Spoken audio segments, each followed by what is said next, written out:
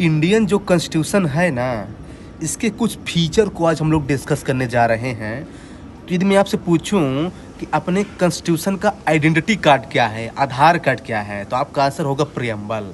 क्योंकि प्रियम्बल ही वो चीज़ है जो हमारे सोर्स को बताता है कि कॉन्स्टिट्यूशन का सोर्स क्या है, हम लोग खुद हैं, पीपल। और प्रियम्बल ही वो चीज़ है जो बताता है कि नेचर क्या होगा कॉन्स्टिट्यूशन का, जैसे सोशलिस्ट होगा, सेकुलर होगा कि डेमोक्रेटिक होगा। ये प्रियम्बल ही बताता है। फिर बताता है कि कौन कौन सी वैल्यूज़ को प्रियम्बल अपना कॉन्स्टिट्यूशन जो है ना प्रमोट करेगा, जैसे लिबर्टी, इक्वालिटी, ये है। लेकिन जानते क्या है, प्रियम्बल की एक कमी है कि इसमें जो वर्ड यूज़ किए गए हैं ना, बहुत एम्बिगुअस हैं। सोशलिस्ट और सेकुलर आज के टाइम के अकॉर्डिंग डिफर कर रहे हैं। तो इसका क्या वे फॉरवर्ड होगा कि फिर से इसमें विजिट करो, इसमें कुछ इम्प्रूवमेंट लाओ।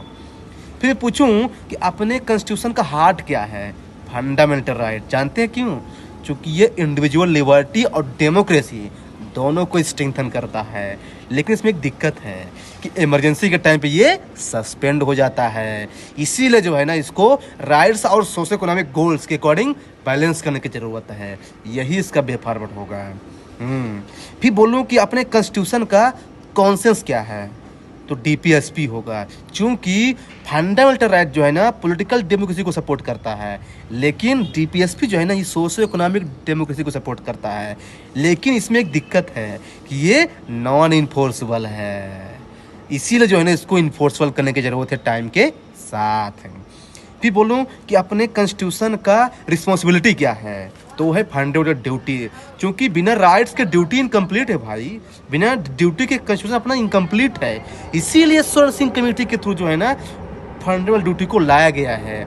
लेकिन इसमें एक दिक्कत है कि ये भी इन्फोर्सिबल नहीं है, इसलिए इसको भी इन्फोर्स करने की ज़रूरत है। फिर अंत क्या है, फिर बहुत सारी गवर्नमेंट होती है, जैसे एक है पार्लियामेंट्री फॉर्म ऑफ गवर्नमेंट। तो बी आर अम्बेडकर ने कहा कि इंडिया में यही ठीक है। जानते क्यों? क्योंकि इसमें जो है ना, जैसे प्राइम मिनिस्टर है, ये जो है ना लोकसभा के लिए रिस्पॉन्सिबल होगा, यानी अपने पावर की मिसयूज नहीं करेगा।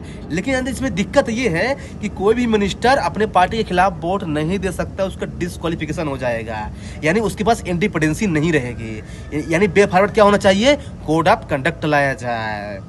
फिर कहे कॉन्स्टिट्यूशन को टाइम के साथ चेंज करने की जरूरत है भाई। क्योंकि भाई 1950 का कॉन्स्टिट्यूशन आपका कॉन्स्टिट्यूशन, तो इसलिए अमेंडमेंट की बात की गई आर्टिकल 368 के अंदर, ये ध्यान रखना। लेकिन कहे इसके फिर से वही इसका मिसयूज करेगा, जो पार्टी पावर में होगी उसका मिसयूज करेगा, पोलराइजेशन। इसके लिए क्या किया जाए, प्रॉपर मैकेनिज्म लाने की जरूरत है।